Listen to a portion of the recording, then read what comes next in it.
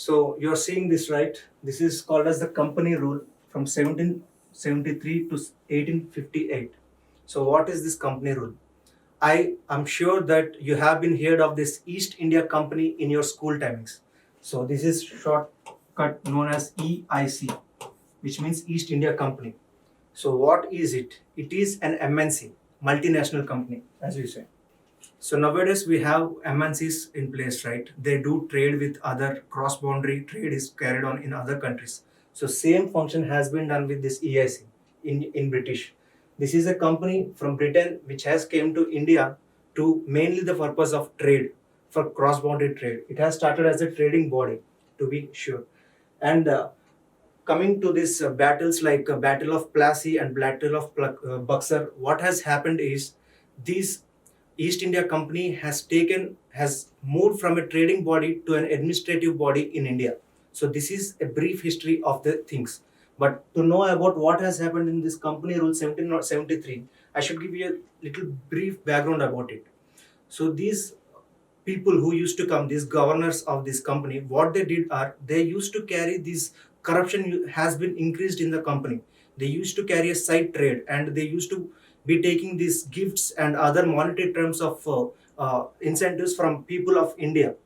So what has this happened? This has increased the corruption of the company in India to an extent to an other level. So there was an imminent requirement of an act which needs to regulate these company functions in India. So for this term, there has been a regulating act of 1773 in India by the Britain Parliament. So what is this 1773? This is known as Regulating Act of 1773, which is very important. So the first step which has been taken is the British government has been involved in regulation of the company affairs in India. As I have said, the company used to be carrying a corruption a lot, and there was a requirement of regulating this both in India. First time this has recognized the political and administrative functions of the company in India. This has set a predefined functions which are need to be carried out by company in India so that they could limit the corruption in India. So next slide we will be seeing about the features of this act.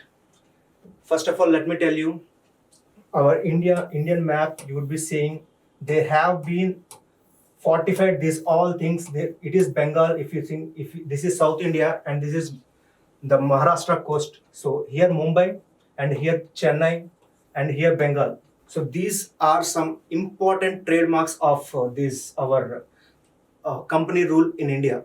So what has happened is these three governors used to be on a similar line in before.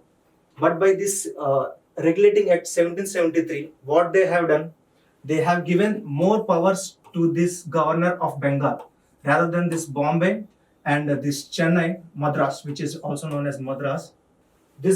This governor of Bengal has been given more powers and he is made more significant than these other two governors.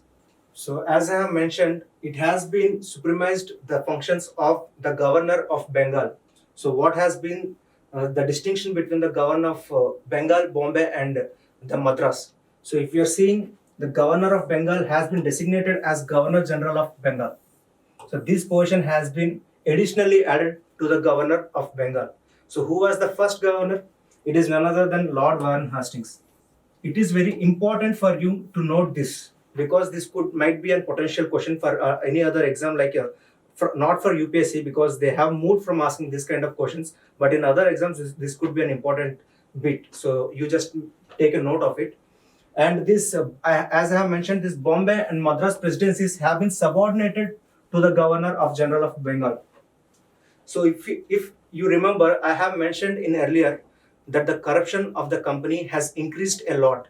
So to curb this corruption, we need to have a judiciary body which would be like giving those kind of adjudicating the cases. So for this purpose, we have made an established a Supreme Court in 1774 in Calcutta.